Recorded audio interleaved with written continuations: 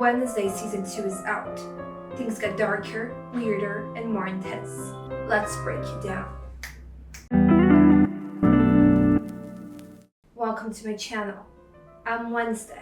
Just kidding. Hey everyone, it's me, Anna Brunisen. For those who don't know, I'm a writer and filmmaker. Welcome to my channel. Today we're doing a review with spoilers on season 2 of Wednesday, so let's talk about it. So just a quick recap, season 1 ended with the hide captured, and now someone is stalking Wednesday via creepy text. Season 2 picks up on that with more blood, more monsters, more of the Addams family, and its mysteries. Let's start with the good stuff because there's a lot to love about this season. Jenna Ortega's performance was just funnier, more layered. Should have a portfolio of her own. And the reactionless reactions that Wednesday has.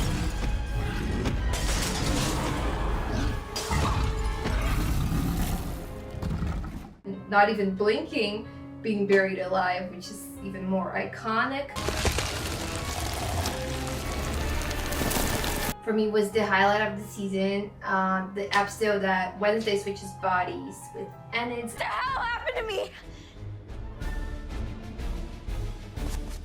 Emma Myers also brought an amazing performance of Wednesday when she's trapped in Enid's body. It's so fun to see that.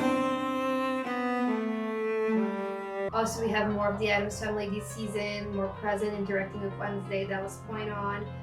Wardrobe and makeup department, you know, just pure gothic bliss. The cinematography as well, the set design, everything just so beautiful.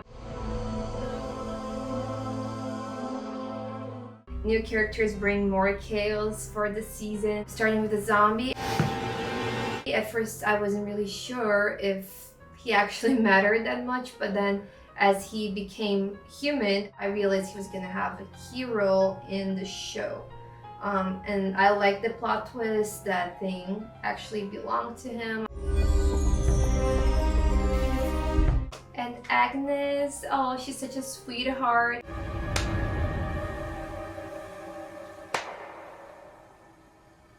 Happy prank day, Wednesday. And at first we think that she's just a fan of Wednesday, and then when we realize she was actually the stalker, we like, oh, maybe she's really evil. But then we see that she's just a fragile heart that wants friends. She's constantly being rejected by Wednesday and Enid, and I love to see how the three of them come together in the end and actually become very close friends. Real talk, it has its flaws, screenwriting decisions that, in my view, did not move the plot forward. Starting with underused characters, many of them. Bianca, like, we don't care about that whole gala thing. Pugsley, he was basically babysitting the zombie the whole season, and we didn't get to see much of depth. Ajax was basically being sad over Enid the whole time. Now, Lady Gaga's character, this whole advertisement on Lady Gaga, and she like shows up for seconds. Of course, all these characters, they played a part in the story. They had a certain importance, but they could have been better explored. Now let's talk about Enid. There is more to stories than romance, and writers need to understand that. Because they didn't want Wednesday to have any love interests this season, and it was like, okay, but in the other hand, they did a horrible job with Enid. Like, it was best if she was with Ajax or just single, because honestly, that whole Bruno thing, it was so uninteresting. We didn't root for that couple. We didn't care about Bruno because the writers didn't make us care about him. We don't root for the couple because there's no depth to it. I think he only truly added to the plot when we found out he was cheating on Enid, because then we thought, oh, that's good because now we're gonna see something different.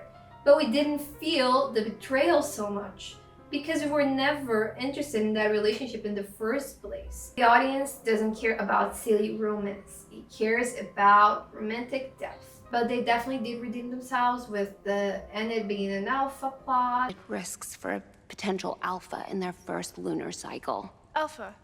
I also felt like there were too many characters, too many names that kind of made the plot a little bit clouded in my point of view. And also, The more characters you have, the harder it is to make every plot interesting. Sometimes less is more, and if they focused on a smaller number of characters, then definitely it would have been more appealing. Despite all of that, I truly do believe they did a very good job, because I had fun watching, and I think that's what really matters in the end of the day, is that the audience has fun, that you bring them out of their real world and make them jump in this adventure, and that's how I felt watching Wednesday season 2.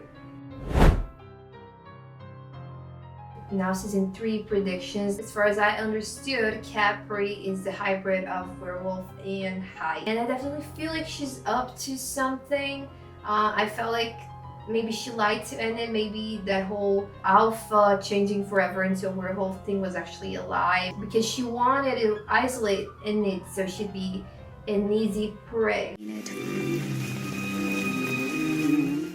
She seemed to also recruit Tyler, so I feel like she wants to use werewolves and Hydes. You'd be part of a pack. And Ophelia is a mystery because she wrote on the wall, "Wednesday must die." But is she really evil? Why is Grandmama locking her up? Is it because she wants to protect her or protect others from her? But we'll see about that. Was Judy truly the only one behind that avian controlling power thing, or was there someone else behind it too? Maybe Capri, maybe Ophelia, we don't know. So many cliffhangers at the end. So we are gonna need season 3. Alright, that's my breakdown of season 2. Now I wanna hear from you. What was your favorite moment? What moment shook you the most? Like, sub, hit the bell if you're into storytelling, films, TV shows, and fun reviews. And stay tuned because I've got more videos coming soon. Thank you so much for watching.